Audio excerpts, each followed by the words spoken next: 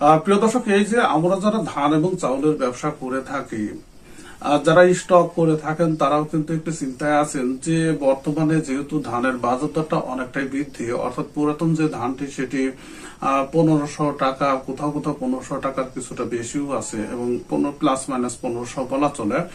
এবং সেই সাথে নতুন যে ধানটি সেটিও কিন্তু 1400, 1350, 1400, 1420 পর্যন্ত বিক্রি হচ্ছে।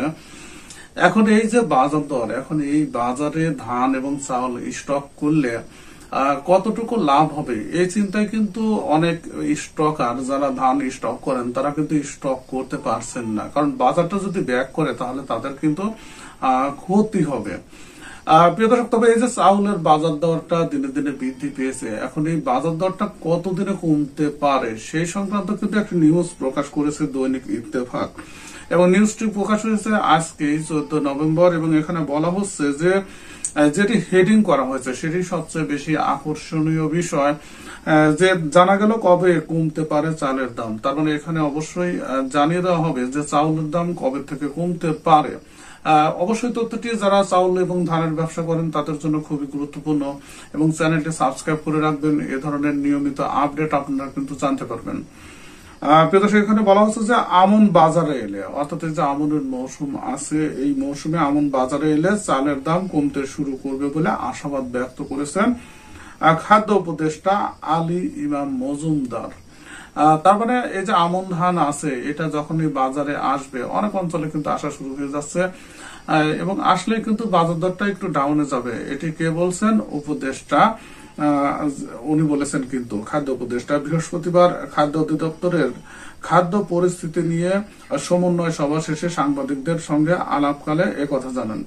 এবং এখানে আরো একটি গুরুত্বপূর্ণ তথ্য দেওয়া হয়েছে। বলা হয়েছে, উপদেষ্টা জানান যে চলতি বছর আমনের বাম্পার ফলন হয়েছে।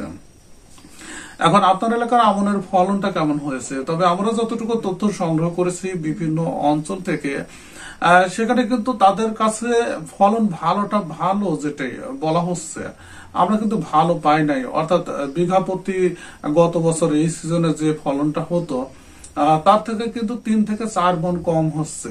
এখন তারপরে কিন্তু উনি বলেছেন যে ফলনটা বাম্পার হয়েছে। এখন কোন অঞ্চলকে ইন্ডিকেট করে বলছেন সেটি জানা নেই, তবে আপনার এলাকার ফলনটা কেমন হয়েছে অবশ্যই কমেন্ট সেকশনে সেটি জানাবেন, কারণ এই তথ্যগুলো কিন্তু খুবই গুরুত্বপূর্ণ সিদ্ধান্ত নেওয়ার ক্ষেত্রে যারা স্টক করে রাখেন ধান এবং চাউল। এবং বলা হচ্ছে 17 নভেম্বর থেকে আমন ধান সংগ্রহ করা হবে, অর্থাৎ এই যে আজকে 14 তারিখ আর 3 দিন পরেই।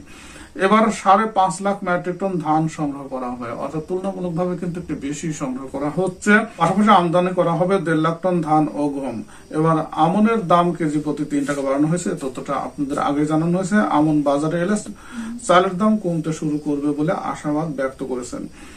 প্রিয় দর্শক, এখন এই মৌসুমে এই যে 3 টাকা বাড়ায় দামটা করা হয়েছে, 33 টাকা ধানের দাম করা হয়েছে প্রতি কেজি, এবং 47 টাকা দরে চাউল নির্ধারণ করেছে।